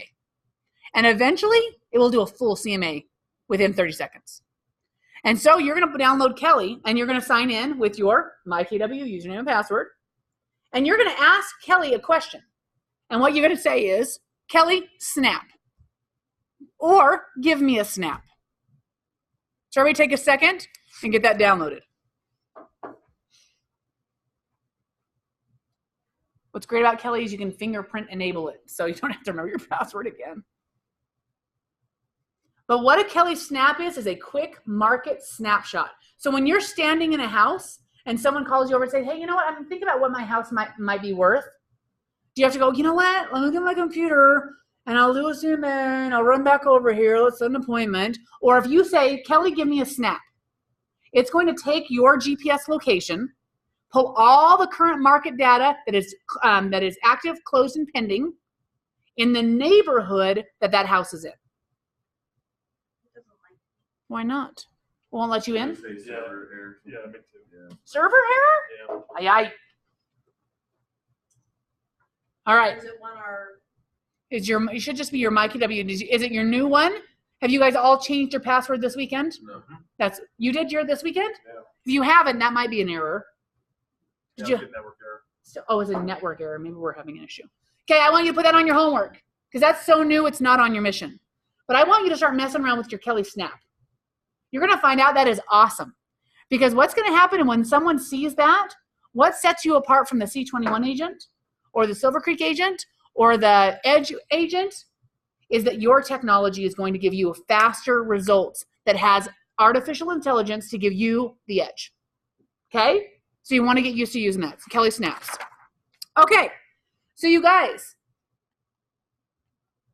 we talked about our goal. The monetary goal is going to be calculated through your CGI calculator. You're committing to lead generation every day. If for every day you do not lead generate, I want you to go 90 days later and put a big fat 0 because that will be your paycheck in 90 days. And in real estate, there's nothing you can do today to make a paycheck tomorrow. There's nothing. That is the hardest part. There are no immediate gratification aspects of real estate. You have to do activities 90 days ago to get paid tomorrow.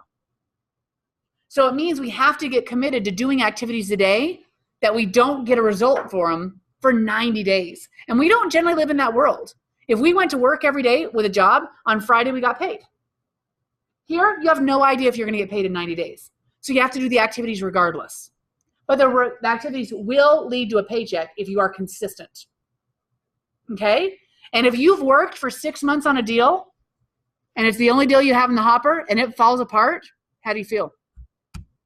You have one deal, and you've worked 6 months on it, and it just fell apart. How does that feel? Yeah. What if you were going to make your mortgage payment with that money?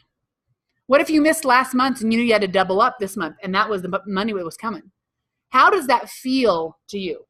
If you're doing this not for fun, like I love my job, but I don't do this for fun. I'm here to make money or I'd be doing something else. And I don't get paid. There's a hard part about it, and I can do nothing about it for tomorrow. We have to commit to that lead gen every single day as a result of that because it is 90 days later. Okay, so let's talk about the lead generation funnel. So the lead generation funnel talks about leads, and this is called the 4 conversations in the CGI, in the Career Growth Initiative. Leads to appointments, leads to contracts, leads to closings. Leads to appointments, to contracts, to closings. So in the funnel, you need a lot of leads at the top because not every lead turns into an appointment. Not every appointment turns into a contract. Not every contract turns into a closing. So what happens if your lead funnel is like this, is narrow? It doesn't go like this. There isn't more closings as a result. It means that the bottom gets narrower and narrower and narrower. The narrower your lead funnel is. So you have to expand that lead funnel. You need more leads, way more leads than you ever thought you needed so that you get enough closings. Now, if you have a seller, like Brandy talked about, that is unreasonable and you're doing everything you can do and they fire you, can you let that seller go if you have 3 more listings in the pipeline? If you only have 1, is it harder to let that one go? Is it harder to fire that seller that has unrealistic expectations that you can't fulfill? Or that you realize is not motivated enough to do what needs to be done to sell the house? Or a buyer who's never really going to sign the contract because their expectations are, it's hard to let those guys go when you have nothing else in the pipeline. Because that is what you hang on to. But if you have 4 or 5 deals in the pipeline, and this one's just taking up your time and it doesn't look like it's going to get to a commission, well, you let that go if you have enough leads. You will. In fact, you'll get rid of it a lot faster because you know it's taking you away from earning the money on something else. It's not earning you money, and this one is. But if you got no money anywhere, you're going to be in pickle. And you find you'll never fire those sellers and those buyers. You're going to squeeze a turnip, hoping for blood. Okay? So it's all about the funnel. It's all about enough leads. So the activities that we're going to do each day, your lead generation habit that you're going to put together is called the Daily 10-4. Every day, you're going to add 10 contacts to your database. When I say add them to your database, you are going to get their information and put it in a formalized database. We'll learn about that on Wednesday. You're going to speak with 10 people already in your database. Already there, you're going to speak with 10 people already in your database. You're going to write 10 notes. Now, our alternate, I think it's a great idea to write handwritten notes. Throw a couple business cards in there. Great to talk to you today. Thank you so much. Let me know if there's anything I can do for you or anyone you know. I also like the digital way. I like the digital way, so that works out for me. The digital way does not make as much of an impact as a personal note, but it can work for me. And then lastly, you're going to preview 10 homes a week. When does MLS tour happen? Tuesday mornings. So tomorrow morning, 8:45, they're meeting to go. So when we look at this and we look at that daily lead generation habit, what does it look like? Right? It kind of looks like this. It kind of looks like us focusing on lead generation and lead follow-up. Lead generation, 10 new contacts, lead follow-up, and that previewing homes is getting better at your job. Okay? This is the Daily 10-4 through Ignite. And you've got to commit to getting this into a habit. I'll be entering you. Did you guys get your daily tracker email? I entered you just this morning, Brian and Brandy. I'll enter you, Aaron, today. You'll go in, you go to the daily10-4.com. Everybody open up your phone and open up your browser. This is not an app, it's on your web browser. Daily10-4.com. It looks like this on your phone.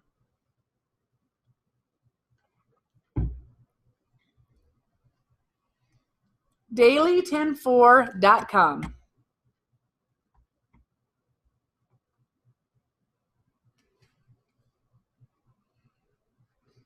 Wi-Fi is terrible. Did this pull up? This specific thing, no. It's called the MyKW My Tracker. You're going to have to log in with your MyKW username, but it's just on your browser. I like using Chrome, but that's just me. Let me know you found it. Because once you're in there, you should be able to, if you're using the Chrome browser, there's 3 dots in the upper right-hand corner. You can add a shortcut to your home screen. And I think in Apple, it's a little box with an arrow, the little share box. And click that and add that to your home screen, create a shortcut. But add this to your home screen because you're going to enter your Daily 10-4 because we're going to track this every day. Ignite is here to help you get business, which means I'm going to be your accountability partner to making sure you are doing the activities that are going to lead you to business every day.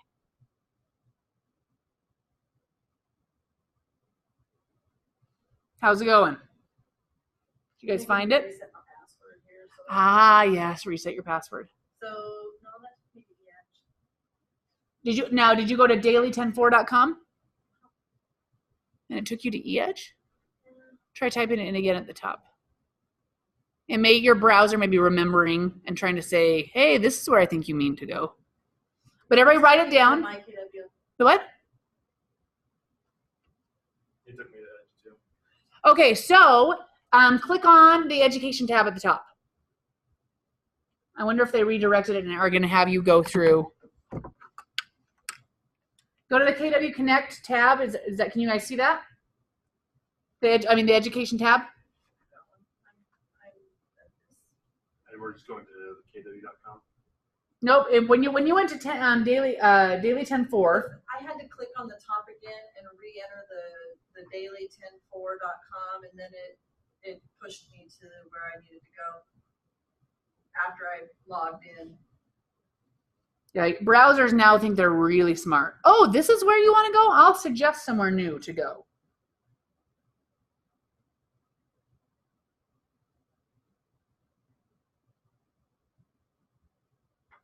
So does it look like this now?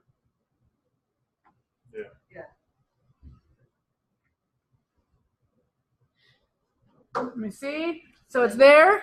That's where I Perfect. ended up, so then I Oh, had this to comes put- into the internet. And then I had to push. I just clicked at the top and put in the daily104.com again, and it pushed me to here. There it is. Okay, so you guys should be in like this. Well, mine looks different because I'm the instructor. So on this, what you're going to enter in is every day. This is something you're going to calendar. Every day I'm going to go in and I'm going to mark, did I add 10 people to my database? Did I make 10 connections, which are calling people already existing in my database? Did I write 10 handwritten notes? And have I previewed 10 homes in the week? And you're going to plus and minus, up, down what you're doing. Because then each day we're going to come in and we're going to show how you guys are doing against each other. Who is doing their activities. And then what's going to happen is we're going to see who gets results. And you'll find out that people that are doing the activities are the ones getting the results. They're starting to get those things done. So on your phones, you can go to this on your computers, but this is where you're going to do the daily 10-4, and you're going to hit save each day. Can we commit to doing that as you begin? Excellent.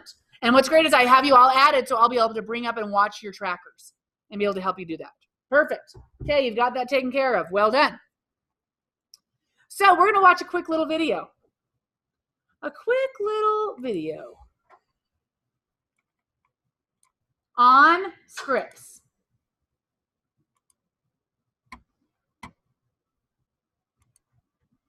Resume share.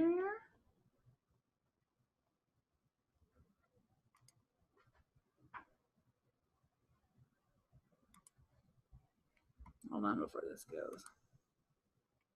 Share. Let's try this one more time. Here we go. Here we go. Now, I want you guys to listen to this video, and I want you to write down what you hear, what your ahas are. What are you going to hear that made an impression on you about scripts?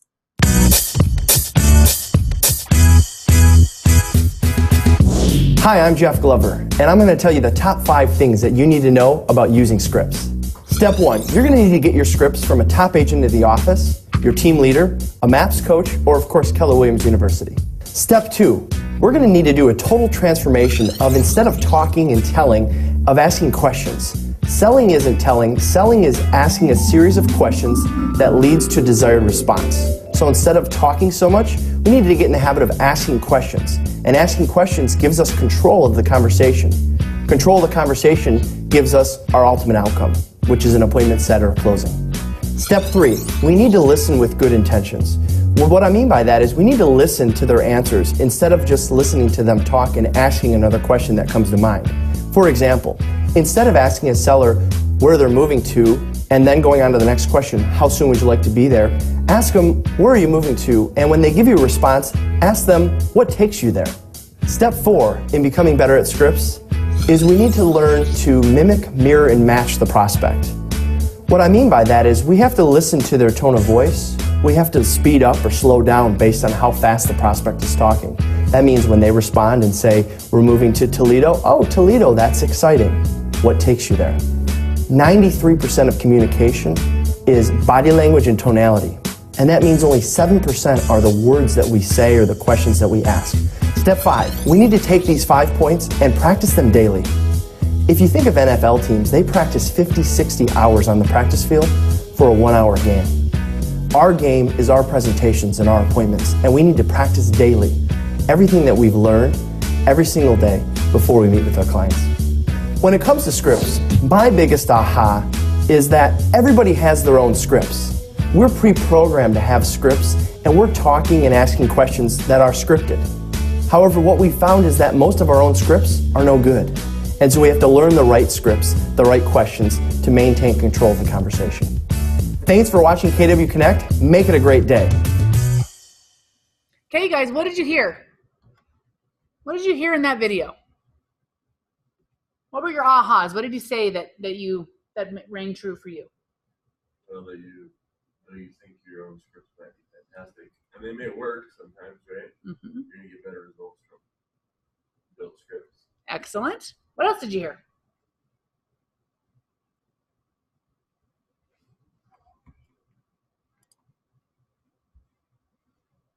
I'm trying to put it into words right now.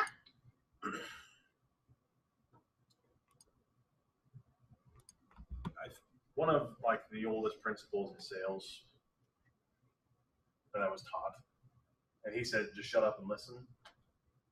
And like sometimes like he would teach, like my guy taught me to just put the phone on mute and let them talk, and then unmute and ask them, and like, oh, cool, and ask the next question. I love that. It's because you want them to reveal themselves to you. Like you don't want to just sit there and spew off information because that nobody cares. Yeah.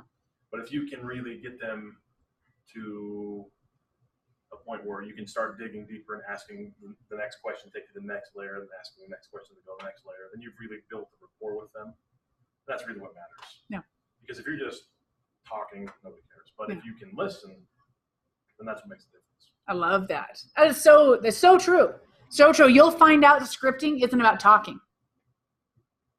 Scripting is memorizing what you're going to say so that you can listen. That's my favorite thing about what he says, is our job is to listen to what they need. And we don't have scripts memorized. All we're doing is waiting and trying to think of what we're going to say next. What can I say next to overcome an objection? What can I say next to this? And so we're not listening to anything they're saying. And so then it becomes a much less effective conversation because it's about us telling them what we want to tell them, not listening to what their needs are. So that, I believe, is the number one issue with people who won't use scripts, is all they do is think about what they're going to say. So memorizing your scripts are the key, because you want to have that script memorized so you can listen. And I also like what he says in there is, who controls the conversation? You do, by doing what? How do you control it? Asking questions. If they're getting off topic or they're going off the rails, you asking a question instead of telling them something gets them back on talking, because they need to be the one talking. The question gets them back on the rails with going and talking about what you want to talk about, but it comes to questions. So you guys, I want you to think about that as you have reservations about scripts. Go back and go, I realize I need to be a better listener, so I need to memorize my scripts. Now, each of your teams may have different scripts. It means you need to get them and you need to memorize them. If they don't have scripts, I showed you an Ignite where you can download all of those Ignite scripts. Bold has wonderful scripts. All those scripts are there. But in reality, if you want to write your own script, what you have to do is, when you think through it, how does it come from contribution? How is everything that I say question-based and giving them what they want? I'm not going to tell them. I'm going to have them tell me so I can get them what they want. My questions need to lead them down so I can get out of them what I need. Okay? So you can write your own script, but we're usually kind of crappy at it until we've practiced what it's like to ask questions and be able to ask the question that directs out what I need to get them to say to me. If I say I want a house with this, this, this, and this, and this, that's far better than me saying to you, I think you want a house like this, this, this, and this. And then all they do is counter by, no, that's not what I want. So your questions have to be effective. Effective questions make an effective script. Okay. That moves you from E to P. Remember, in purposeful, you're uncomfortable. And you're uncomfortable in your scripts because you don't have them memorized. That's it, and that's all. And we don't memorize them because they don't sound like us. That's why we don't memorize them. It doesn't sound like me. Well, it doesn't sound like you because you're trying to figure out what to say because you don't have it memorized. Memorize it. So the word is memorize, internalize, then customize. It's not customize, memorize, internalize. Memorize, internalize, customize. It will come out like you if you memorize the words that you need to say. Okay?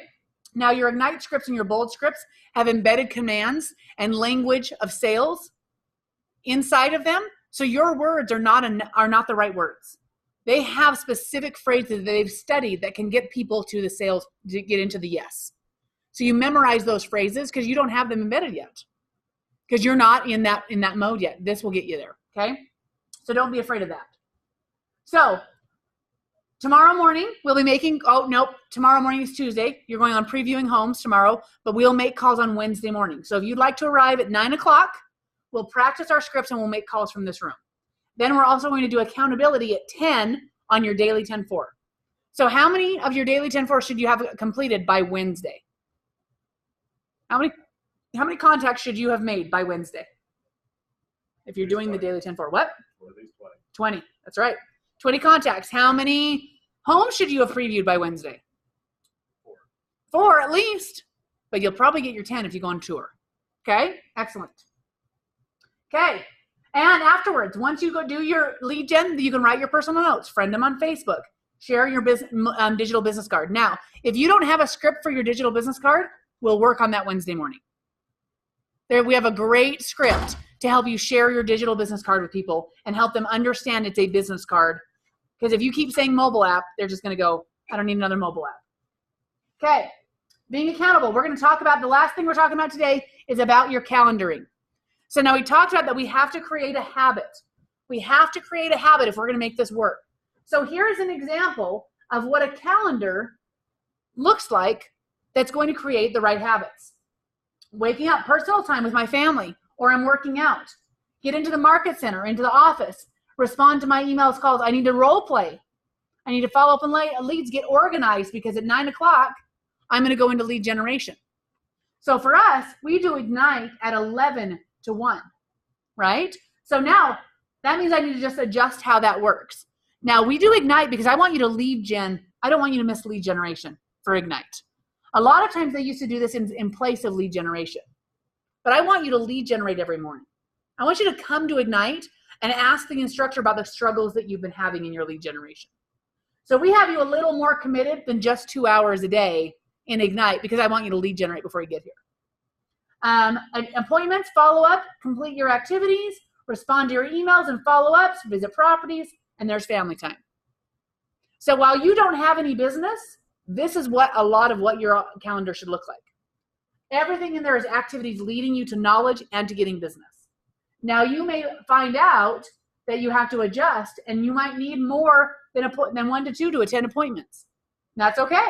That just means you've got to replace. You've got to put things in other places to get you all the stuff. You don't get to take it off. You don't get to say, I'm going to take my big rocks out. I'm going to put the sand around when the big rocks are there. Okay. Do you guys have a calendar? What calendars are you using, Brian? Google Calendar. Yeah. Excellent. Is it a Gmail calendar attached to your email? Sure is. Perfect. I love it. I love all that. Aaron? Same. Google Calendar. I'm just going to hurry and give you guys a little preview of my calendar. No thanks. Gmail. That's not me.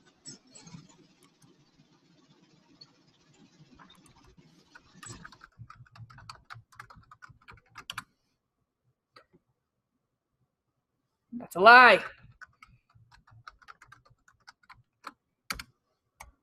That's you. Okay, you guys. Let me show you a little of what my calendar looks like. So here is how I track my calendar. You'll notice lead generation, always blocked out. Appointments, I time block my appointments in there, and then I don't say, hey, what time do you want to go on an appointment? I say, I have 11:30 available or 5:30 available. Which works for you? I didn't have that available. How about tomorrow, 11:30 or 5:30? I control my time through having multiple appointments available, but not at their time schedule. When you call the doctor's office, they're like, well, what time do you want to come in? Or do they say, we have this slot available? As you guys get more comfortable, you'll find out you'll do the same thing. I've got my stuff in there. I've got my appointments in there. I've got my coaching calls in. I've got all the stuff putting in that I need to do to make sure it's put in there. Now I know where I have areas open for other things. If I needed the daily 10-4, you'll notice I don't have my Ignite session in here, which is going to get me in trouble if I don't put that in there. So I'm going to duplicate. Move that right over here to Wednesday. There we go. Now I've got that in there. So now, have you guys all downloaded the Office calendar? Have you guys got the Office training calendar on your calendar? Ooh, this is exciting. So from here, you guys, you can add the Back Agent Office calendar, and all of the classes on the calendar can be added right to Gmail. Let me show you how you do that. When you're in your MyKW homepage, right here, this link is your Market Center intranet. So when they say something's in the intranet, it's right here. Once you're in there, once you do this the first time, it never comes back again. Here is our Office calendar. You click on View Calendar, and you go right here to subscribe. This is all the things that are going on in the office, and we put all the announcements. Hit subscribe, and go right here to Office Calendar and go to Google. If you have your Google Calendar opened up on another tab, it's going to allow you to add it to that calendar. And then when you go back in, it will say Back Agent Office Calendar right there. You can change the color right here, or you can go into the settings and change it from Back Agent Office to, let's say, KW Office, whoops, Calendar.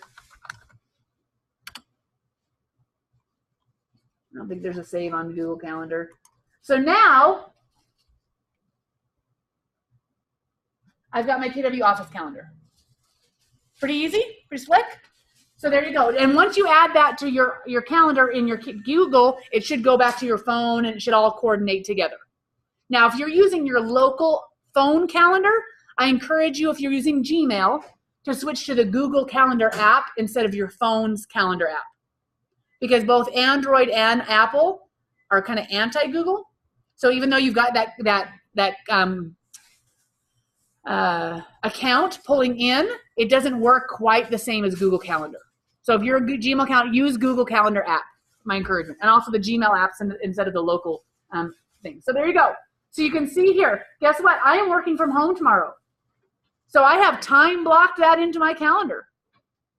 I put everything in my calendar. Now I, of course, like to color coordinate because I like to glance at it and know which one is which. Recruiting, lead generation, teaching are all different color codes. Okay? So I encourage you to get in there and get that calendar set up and have those big rocks in your calendar. Mike Johnson is amazing. He calendars all of his vacations a year out. So he knows when it is, and he knows he doesn't miss those. He commits to his family, and he does it. It's amazing. Oh, yeah. Fantastic. Okay? All righty. So you guys know how to get the Office calendar on here? Now, when the Office calendar is on there, if you want to add Ignite to your calendar, you can click on this, click on the 3 dots, and copy to your calendar. Because the Office calendar isn't going to alert you to anything. Copy it to your personal calendar and then set up the notifications and the reoccurring and all those kind of things. So you can grab anything. If you want the tour added to your calendar, just click on it and click those 3 little dots and take anything you want. There's the association for the Pocatello. What else have we got in there? Team meeting is the second Thursday, so you probably can find that in there. You can grab anything you want from the calendar. Okay? Any questions? And we are at 1 o'clock. You guys give me some ahas from today. Some things that you got some things that you got from class today that you're going to get implemented and what you thought of rang true for you. I like the big rocks, or like focus my time. Excellent. I've already been trained to focus on lead gen and that sort of thing, but I mean, knowing what they are makes it easier in my head to focus on it. I love that. And I love knowing what they are is so that when you're not doing it, you know. And when you're doing it, it's like a click. This is my 20. I love that. Great. Awesome. Give me some more. Aaron, an aha from today. Memorizing the script so it's not so awkward. Yeah. Memorization. Conversation. Yep. I am a talker. I don't know if you guys noticed that. I'll talk and talk and talk. If I don't have a script, don't smile, Johnston. If I don't have a script to shut me up, I talk too much. The script isn't from knowing what to say. It's to keep me from talking. Because I'm like this all the time. And when I'm nervous, I just fill the space with words. And I have to get away from that. So scripting is excellent for me on that, memorizing those. Anybody online? You guys, give me one aha before we're done.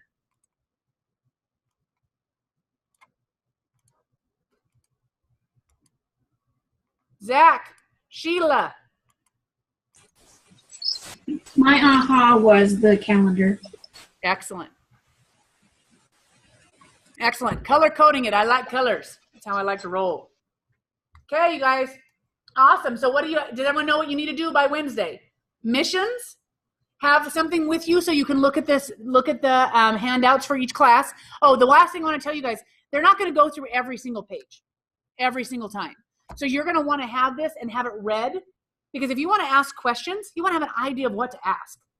You have an instructor that's going to be here that's focused on this content. Read your missions and read your instructions so that you have an idea. This is your chance to be in a mastermind for 2 hours with a top agent. Get all the information you can out of that top agent by asking questions. And then you can read the other content that you've got in there.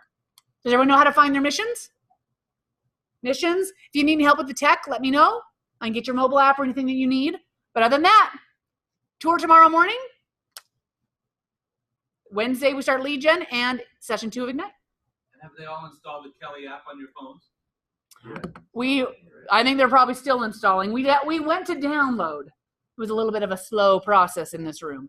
But yes. And they're all going to do a market snap, right? Cool. I want you guys to go out and ask Kelly for a snap. Okay, you're done. See you Wednesday. Woohoo! Thanks, you guys online. See you Wednesday.